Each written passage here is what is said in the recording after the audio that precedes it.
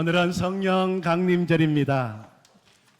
우리 기독교에는 정말 기쁜 명절들이 있는데 첫 번째 명절은 성탄절입니다. 예수님께서 인간의 몸을 입고 이 땅에 태어나신 날입니다. 두 번째 명절은 부활절입니다. 예수님께서 우리를 구원하시기 위하여 십자가에서 죽으시고 3일 만에 다시 살아나신 날입니다. 그리고 우리 기독교의 세 번째 명절은 바로 오늘 성령 강림절입니다.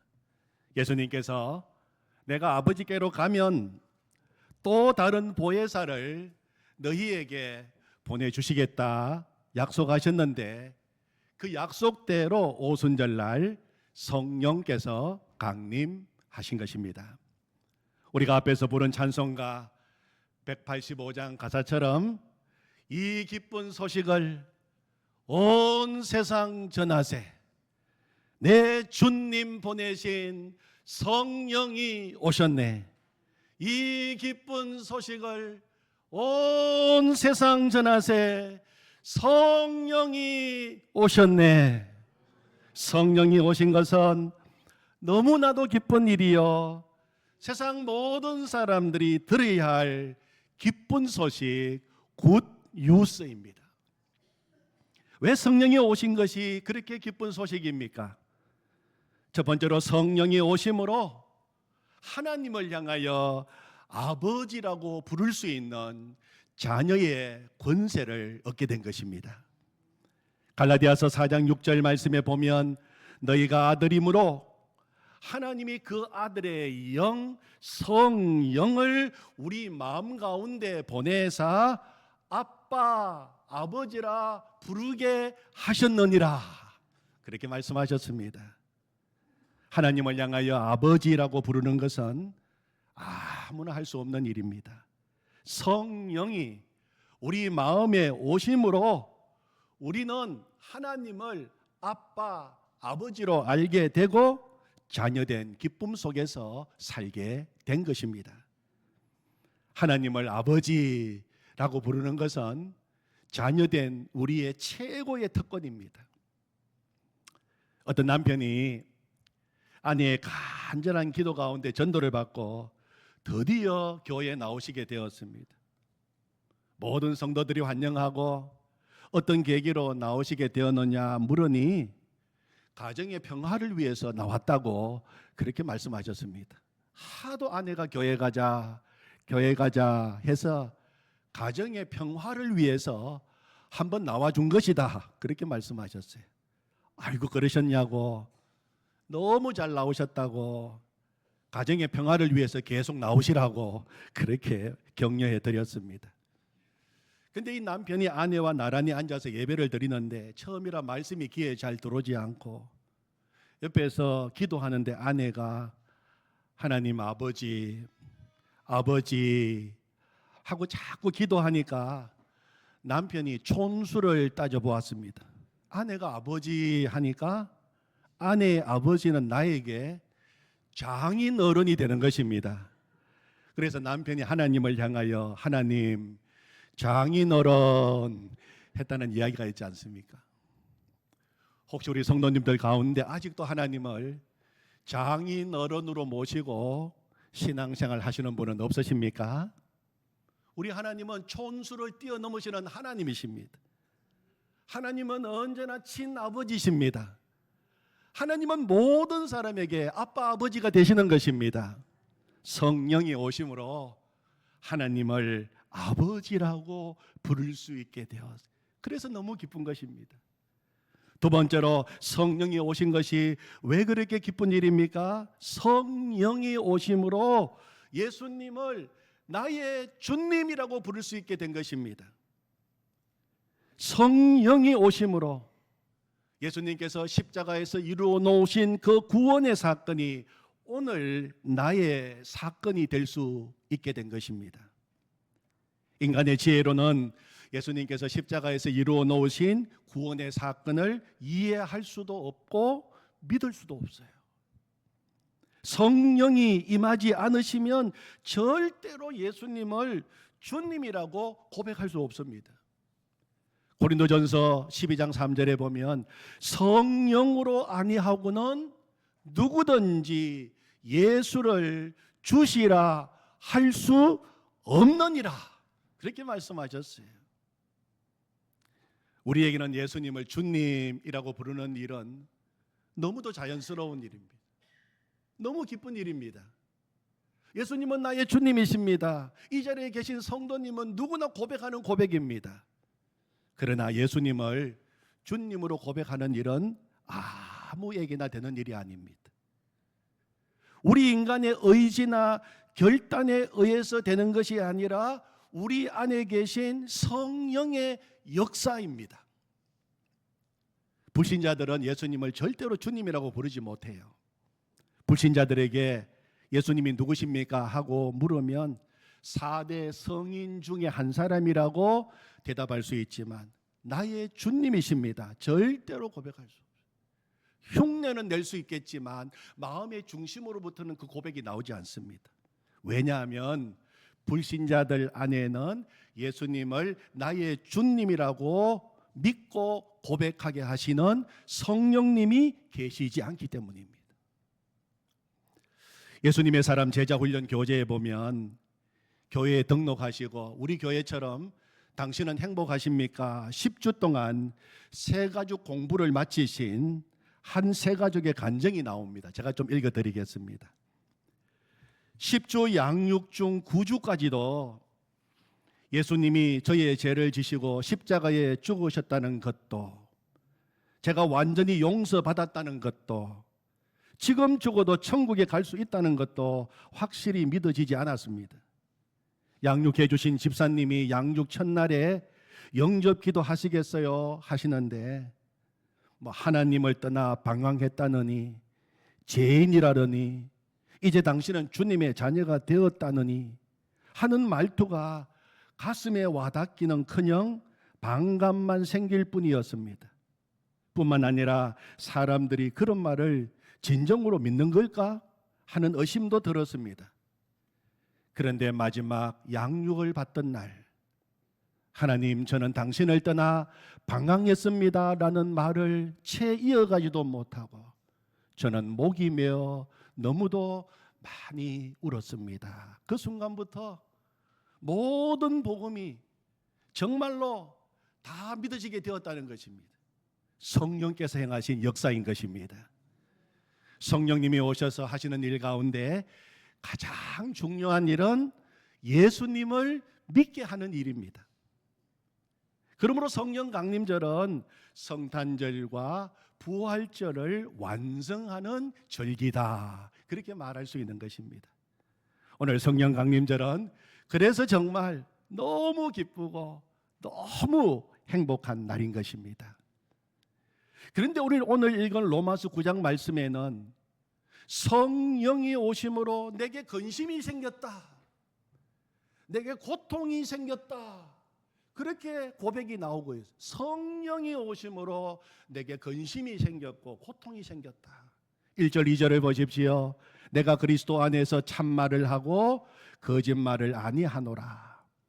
나에게 큰 근심이 있는 것과 마음에 그치지 않는 고통이 있는 것을 내 양심이 성령 안에서 나와 더불어 정언하노니. 오늘 읽은 말씀, 로마서 말씀을 기록한 사람은 사울, 장차 바울이 된 바로 사도 바울입니다. 바울 사도는 예수님을 만났습니다.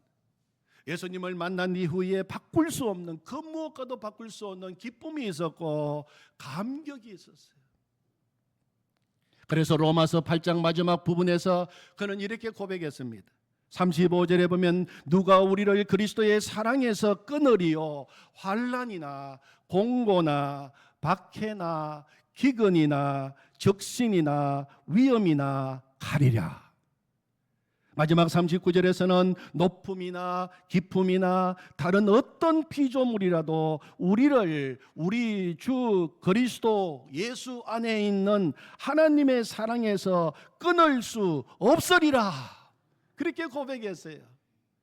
복음의 승리, 구원의 기쁨, 성령 충만, 예수 믿는 감격을 이야기한 것입니다. 그런데 오늘 9장으로 넘어오면서 분위기가 갑자기 달라집니다.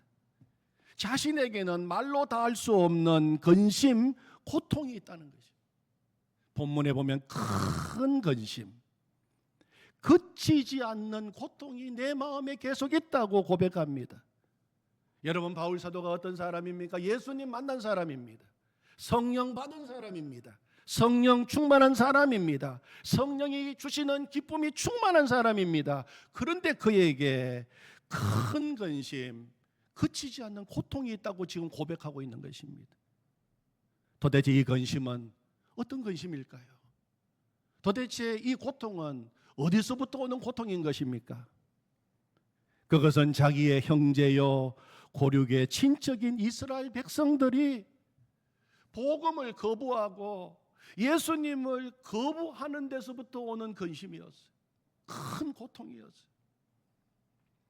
어떤 사람이 예수님을 알게 되었습니다.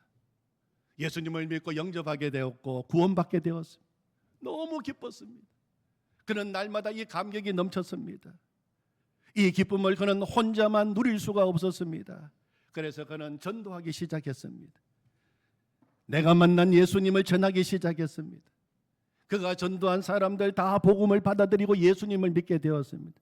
그런데 다른 사람들은 다 예수님을 믿는데 막상 그의 부모님이 예수님을 믿지 않는 것입니다. 그의 자녀가 예수님을 믿지 않는 것입니다. 그의 아내가 예수님을 믿지 않는 것입니다. 여러분, 이 고통을 아시겠습니까? 다른 사람은 다 예수님을 믿고 하나님의 자녀가 되어서 자녀된 복을 누리면서 살고 있는데 왜 우리 가족은 예수님 믿지 않는가? 이것이 오늘 본문에 나오는 바울 사도의 고통인 것입니다. 사람마다 다 고통이 있어요. 어떤 사람은 병이 들어서 고통이 있고, 어떤 사람은 사업에 실패해서 고통이 있고, 어떤 사람은 이별의 슬픔 때문에 고통이 있고, 어떤 사람은 자녀들 때문에 고통을 받기도 합니다. 그러나 바울 사도에게 있는 이 고통은 그런 고통이 아니었습니다. 나에게는 그치지 않는 고통이 있는데 그것은 실패해서 먹을 것이 없어서 병들어서 받는 고통이 아닙니다.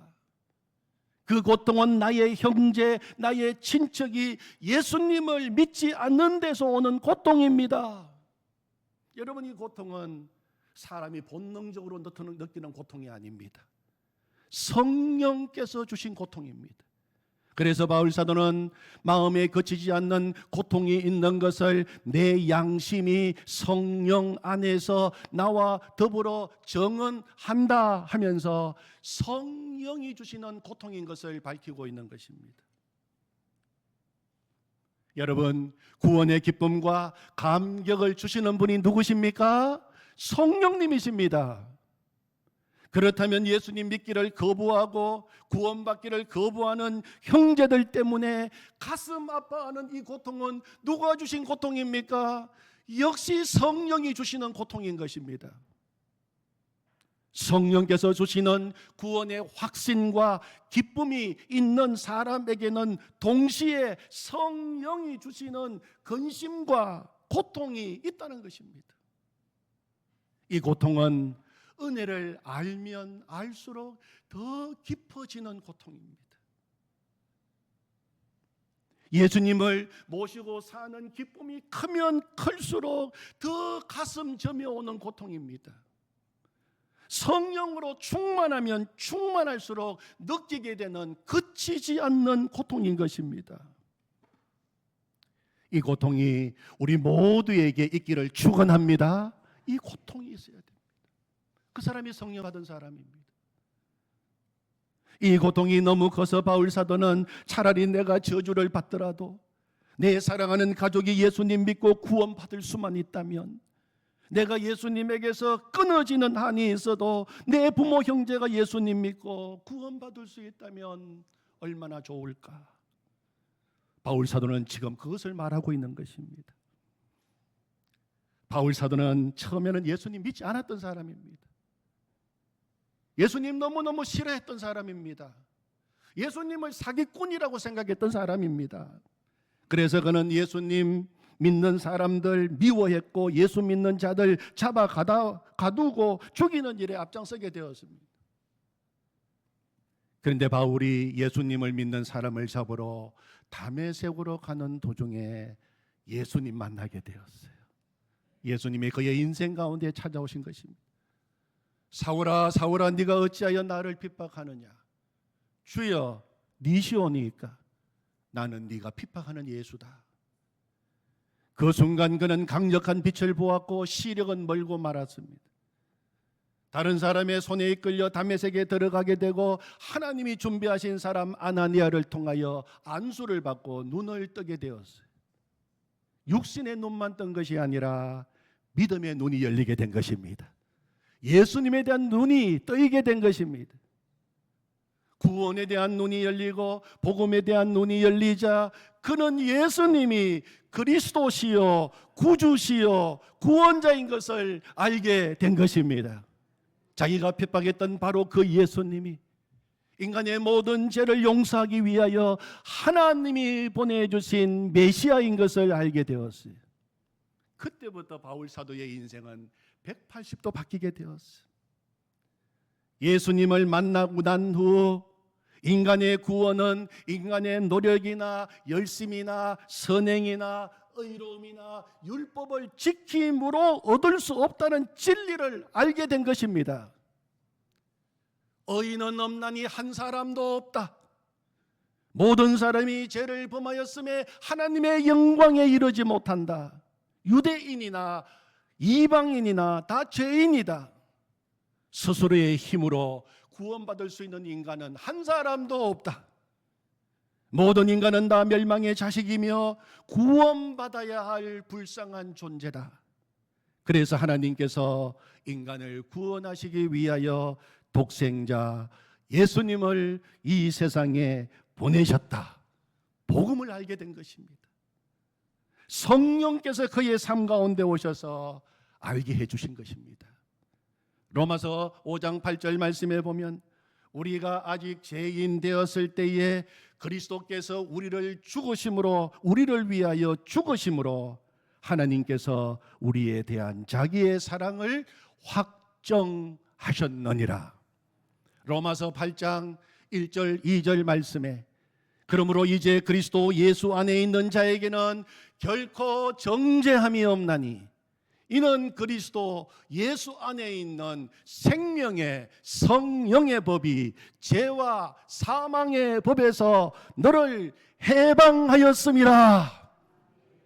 예수님이 내 모든 죄를 용서하셨고 예수님을 믿으면 의롭게 되고 하나님의 자녀가 되는 권세를 얻게 된다는 진리를 깨닫게 된 것입니다.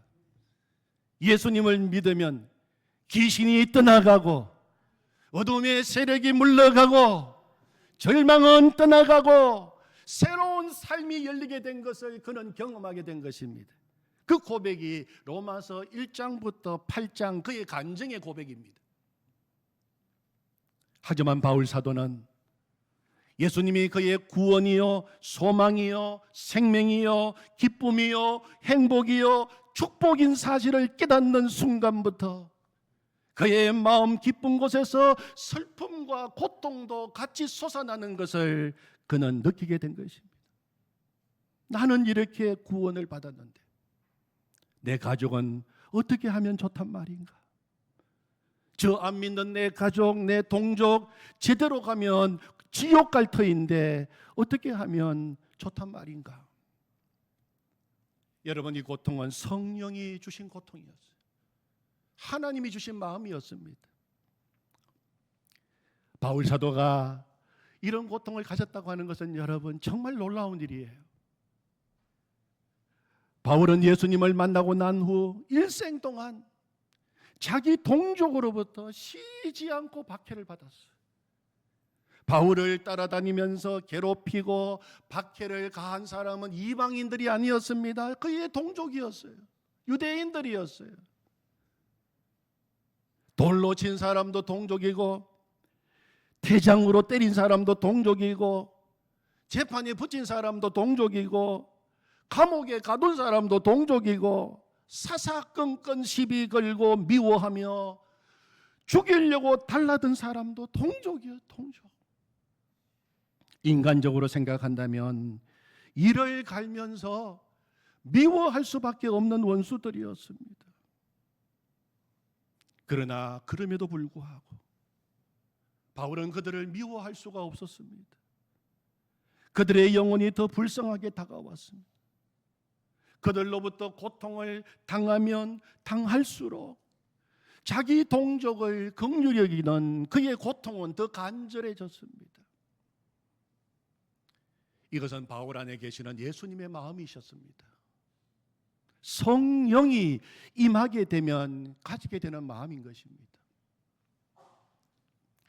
우리 한국의 대표적인 신학자 가운데 이한수 교수님이 계시는데 이 교수님 어머니의 간증입니다. 이 어머님이 안 믿는 집안에 시집을 오셨어요. 정말 우상을 극심하게 섬기는 집안이었어요. 교회 다니는 것에 대해서 핍박이 이만저만이 아니었습니다. 특히 남편의 핍박이 제일 심했습니다. 막 교회만 갔다 오면 집안이 발칵 뒤집히고 난리가 나고 폭설이, 폭언이, 폭력이 일어났던 가정이었어요. 인간적인 한계에 부딪히게 되었습니다. 그래서 견디다 못해서 결국은 이 아내가 집을 나왔습니다. 그리고 삼각산 기도원으로 올라간 것입니다. 추운 1월 아무런 준비도 없이 기도원으로 그냥 무작정 올라갔습니다. 기도원의 차가운 마루바닥에서 무릎을 꿇고 기도했습니다. 하나님, 차라리 저를 데려가 주세요. 너무 괴롭습니다. 더 이상 견딜 수 없습니다. 그러면서 그렇지 않으면 이길 수 있는 힘을 주세요. 그렇게 기도했어요. 한 주간 집회에 참석했습니다. 그리고 금요일 새벽 주님의 십자가를 다시 바라보면서 간절히 기도하던 중에 성령이 불과 같이 임하는 것을 체험하게 되었어요. 성령으로 충만하게 된 것입니다. 나 같은 자에게 성령이 임하셨다 하면서 얼마나 기뻐했는지 모릅니다. 사실 남편의 구박과 핍박으로 집에서 쫓겨나다시피 했는데 무슨 기쁠 일이 있겠습니까? 그런데 그렇게 기뻤다는 거예요. 나 같은 사람에게 성령이 임하시다니. 그러면서 이런 생각이 또 들었습니다. 나 같은 사람도 하나님이 이렇게 사랑하셔서 내 마음에 오셨는데 예수 믿는다고 구박하는 남편이지만 내가 남편 사랑하지 못하겠나? 얼마든지 사랑할 수 있지. 그런 마음도 주신 것입니다. 예수 그리스도의 십자가 보혈의 은혜가 영혼 깊숙이 깨달아지면서 원망스럽기만 했던 남편이 미운 존재가 아니라 불쌍한 존재로 보이기 시작했어요. 아직 예수님을 알지 못해서 지옥으로 가고 있는 불쌍한 영혼으로 보이기 시작한 것입니다. 남편을 향한 마음이 바뀌게 되었어요. 놀라운 성령의 역사였습니다. 그 길로 기도원에 내려와서 집으로 돌아갔습니다. 집으로 돌아온 아내를 향하여 남편은 고함을 지르면서 막 폭언을 부었습니다. 집을 나갈 것이면 아예 나가지 왜 돌아왔느냐고, 당장 나가라고. 구박하는 그 남편의 손을 꼭 붙잡으면서 이렇게 말했다는 거예요. 여보, 너무 고마워요. 나를 구박해 줘서. 내가 구박을 받고 도무지 견딜 수 없어서 기도원에 갔는데 그곳에서 말할 수 없는 하나님의 사랑과 은혜를 체험했어요. 성령님이 내 마음에 오셨어요. 만약에 당신이 나를 구박하지 않았더라면 내가 기도원에 갈 이유도 없었고 내가 이런 은혜를 못 받았을 터인데 여보, 나를 구박해 줘서 정말 고마워요. 이렇게 이야기했다는 거예요. 남편이 어이가 없었습니다. 이 부인이 그때부터 지극정성으로 남편을 사랑하고 섬겼습니다. 그녀는 남편의 손을 붙잡고 눈물을 흘리면서 딱 한마디만 했어요. 나만 이 좋은 예수님 믿을 수 없잖아요. 나만 이 좋은 예수님 믿을 수 없잖아요. 그러던 어느 주일날 남편이 부인에게 외투를 달라고 했습니다. 부인이 물었어요. 오늘 어디 가시게요? 나 교회 갈 거야. 그렇게 해서 남편이 교회 나오게 되었어요. 그 이후로 온 가족이 다 예수님 믿게 되었습니다. 그 부인의 아들이 총신대 신학원에서 30년간 신약학을 가르치셨던 한국의 대표적인 신학자 이한수 교수님이셨어요.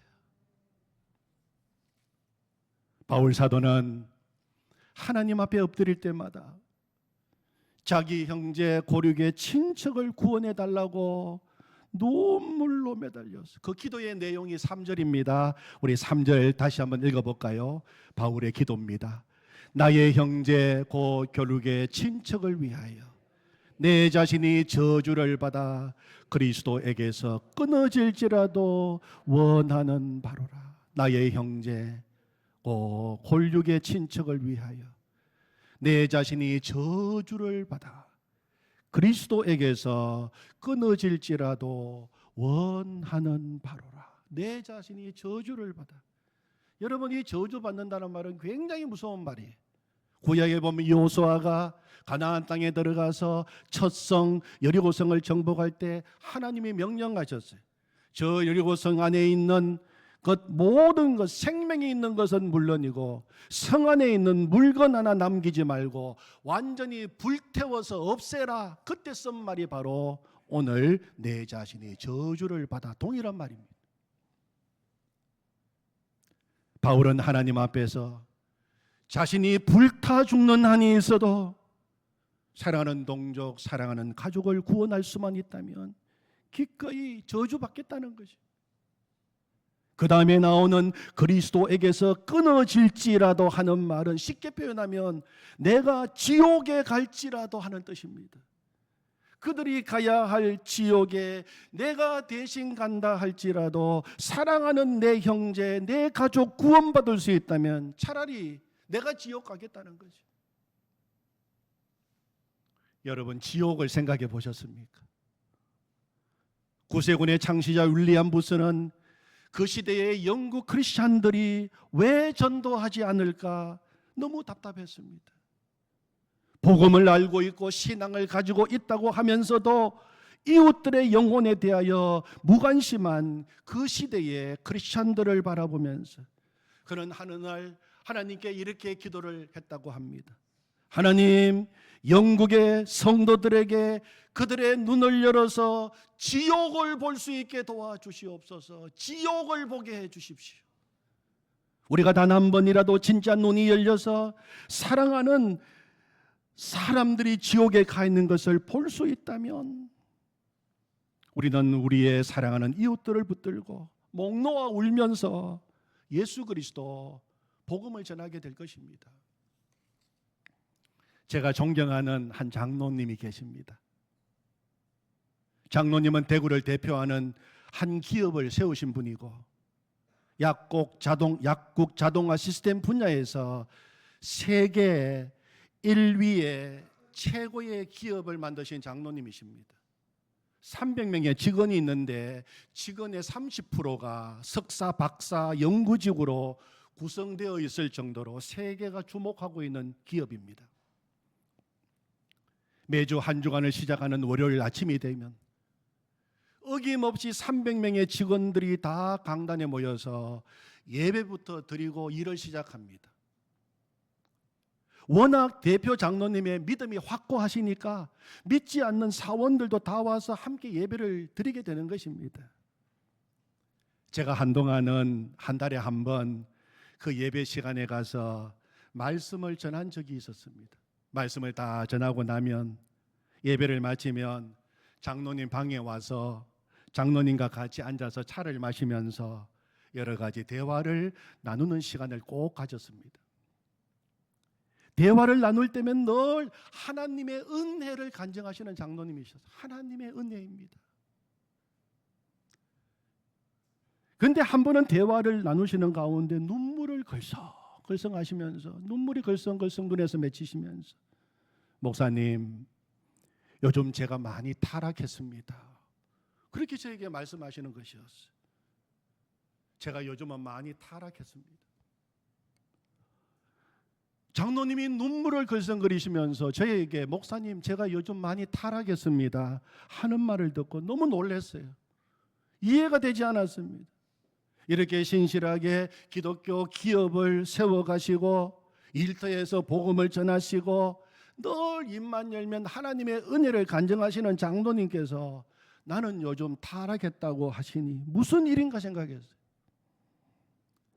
그런데 장로님께서는 이렇게 말씀하셨어요. 아주 오래전 폐암에 걸려서 이제는 더 이상 살 수 없다고 사형 선고를 받고, 그렇지만 하나님의 기적적인 은혜로 살게 되었는데 그때는 지나가는 사람만 봐도 전도하고 싶고 저 영혼 예수님 안 믿으면 지옥 가는데 그 생각이 들었어요. 그렇게 눈물이 나고 정말 눈물을 흘리면서 전도했다는 것입니다. 그런데 이제는 그 눈물이 없어졌다는 것입니다. 그 눈물이 더 이상 흐르지 않는다는 것입니다. 이제는 예수 안 믿는 사람 봐도 그렇게 답답하지도 않고 언젠간 돌아오겠지 하면서 급한 생각도 들지 않고, 그런 자신을 볼 때 목사님, 제가 요즘은 많이 타락했습니다. 그렇게 말씀하시는 것이었습니다. 그 말씀을 듣고 제 자신을 돌아보게 되었습니다. 나는 더 타락하지 않았는가?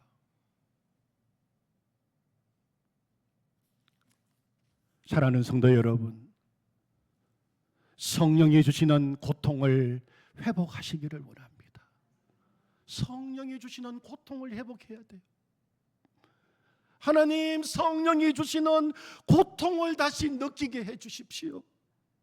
여러분, 그 기도를 드려야 됩니다.